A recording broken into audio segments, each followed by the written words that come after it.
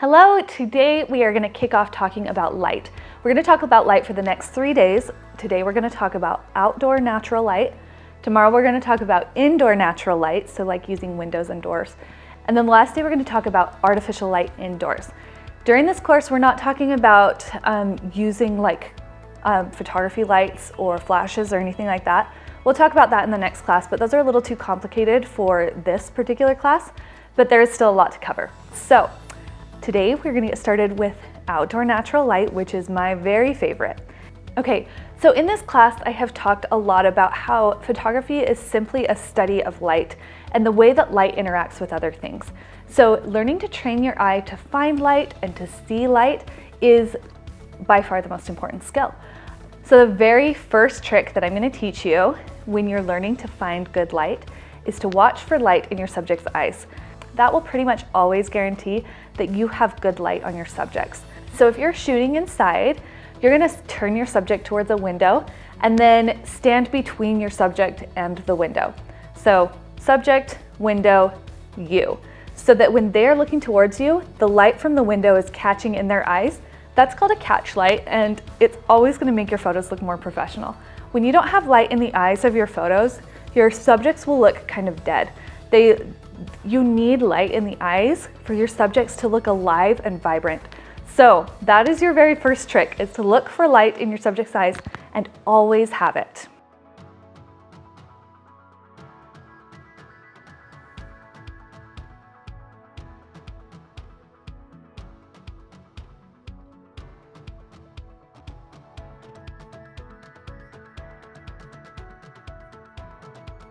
Okay, so when you're shooting outside, there are 3 different types of light that you're going to be looking for. The first and most simple type of light when you're shooting outdoors is open shade. So if you imagine that you have a big tree that's casting a shadow, what you would do is you'd put your subject completely in the shadow of that tree and then turn them away from the tree. So the tree itself is going to be behind them and they are completely shaded, but they are facing out towards the big open sky. That's going to kind of turn the sky into a big soft box, and it's going to give you really soft, even light on your subject's face. You'll always have good light, you'll always have catch lights if you put your subject in the shade and turn them facing out so they're still shaded. You're not getting any harsh light on their faces, but they are facing the brightest part of your surroundings. So that's shooting in open shade. I love using open shade for really soft, nice portraits. If you're really worried about your light or something like that, like if I'm shooting in the middle of the day, I'm always looking for open shade because that's always going to guarantee that you have beautiful, soft, even light on your subjects. So first, let's talk about open shade. So Lila, I'm going to have you come in here. Do you see how there's shade right here in this area? Can you show them? See this area where there's shade? And if you'll look at Lila, you see she's completely shaded. There's not really any sun haloing her head or anything like that. She's completely in the shade, but she is facing out toward, let me show you. She's facing out towards this big open sky, which makes it so that there's a lot of light right on her face, but no light directly on her. Even though there's plenty of light around us, this is what open shade's gonna look like.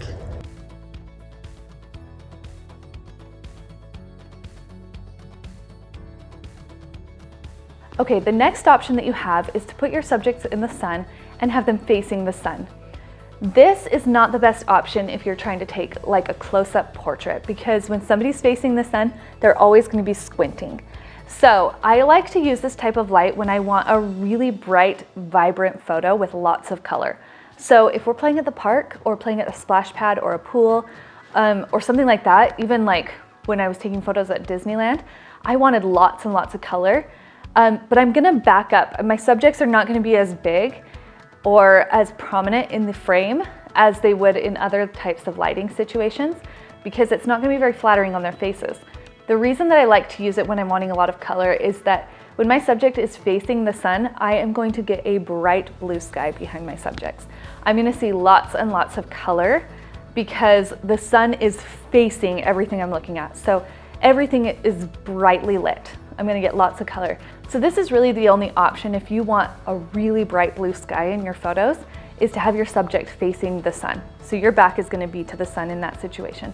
But again, I wouldn't do it if you're gonna be close up on your subject only if you're gonna step further back and have your subject fill less of the frame.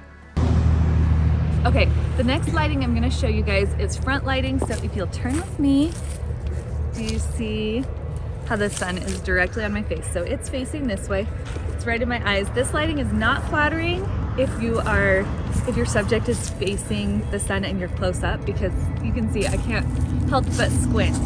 So when I do this kind of lighting, I'm gonna wanna get more scenery shots further back, less close up. So let me show you. Okay, Lila, walk to me. Can you look at the bushes while you walk?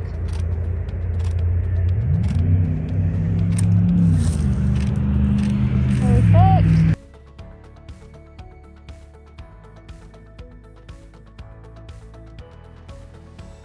One trick to keep in mind is that if you have a cloudy day, that is the time that I love turning my subjects towards the sun and getting up close, because that's going to be just like open shade, and your light is definitely going to be the best. If it's cloudy and there's no direct sunlight, your light is for sure going to be the best if you turn your subjects to face the sun. So if it is cloudy, definitely shoot close up. It's just like open shade, and your light is going to be the prettiest when you're facing towards the sun. Okay, now let's talk about my favorite type of lighting when I'm shooting outside, and that is backlighting. I love a good backlit image. It is by far my favorite type of lighting.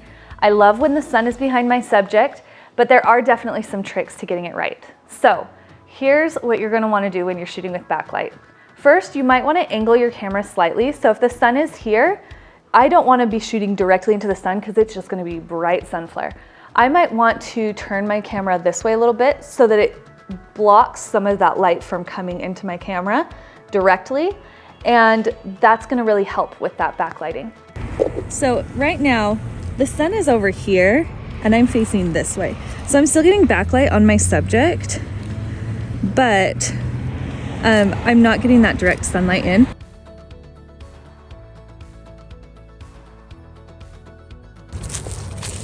And shoot from right here, it's gonna really blow out that screen. You see how that image is just blown out really, really bright.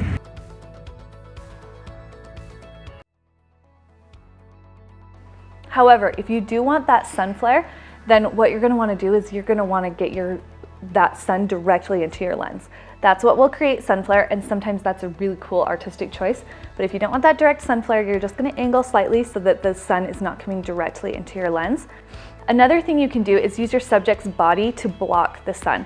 So I might use their head or their back and put the sun right behind them so that I'm getting that backlighting without the sun coming directly into my camera. The last thing that I really like to do, and I think this kind of creates the most magical effect, is to have a backlit image. What I'll do is I'll go to a place where there's a decent amount of shade and quite a bit of stuff behind my subjects. But if there's a direct spot of light, I'm gonna set my subject in that with the sun behind them. So I'm facing the sun. That's gonna give me that halo of light, but there's so much solid behind them that I'm not going to get direct sun straight into my camera lens. So I'm gonna get that magical halo of light, but I'm not gonna get a direct sun flare into my camera lens. So I'm gonna get some nice contrast, I'm gonna get that really pretty magical light.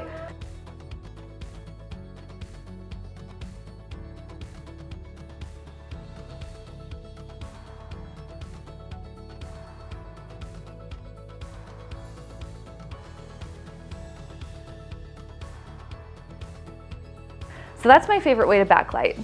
The last option is that you can do silhouette shots. When I do a silhouette shot, I like to make sure that there's not a lot behind my subject, so I want it to be pretty flat. Silhouette shots, incidentally, if you live in Utah, are tricky because of the mountains. It makes it hard. You have to get really low to get your subjects above the mountains.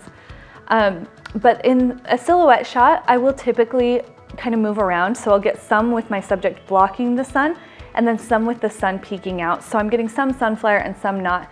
But all you're gonna wanna do for that is just make sure that you're underexposing a lot so that you're just seeing the outline of your subject and not seeing all those details.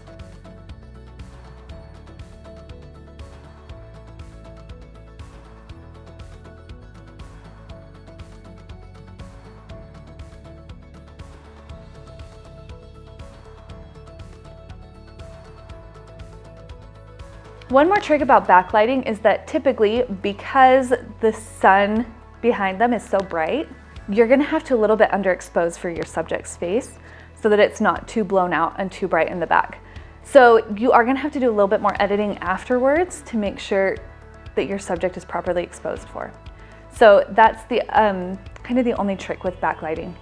Okay, you can find all of this information that I just covered in the workbook from pages 27 to 35. That all covers outdoor natural light. So if you're a little confused or you want to see examples or things like that, refer back to the workbook. You'll find all of the information there. But I love the magic of working with light outside. I love all the different options that you have, and I'm excited to see how you experiment with that natural light. When you post your photo today in the Facebook page, I would love for you to tell me where the sun was, how you lit it, things like that. And the cool thing is, as you start studying this and paying attention to this, you'll be able to see exactly what other people are doing with their light too. So if you see a photo that somebody's taken and you're just like, wow, this light's amazing. As you start practicing, you'll be able to tell like exactly where their light was and where their subject was standing and where their camera was placed.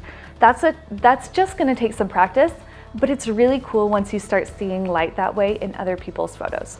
So I can't wait to see what you create today, and I will see you tomorrow for natural light inside. Bye.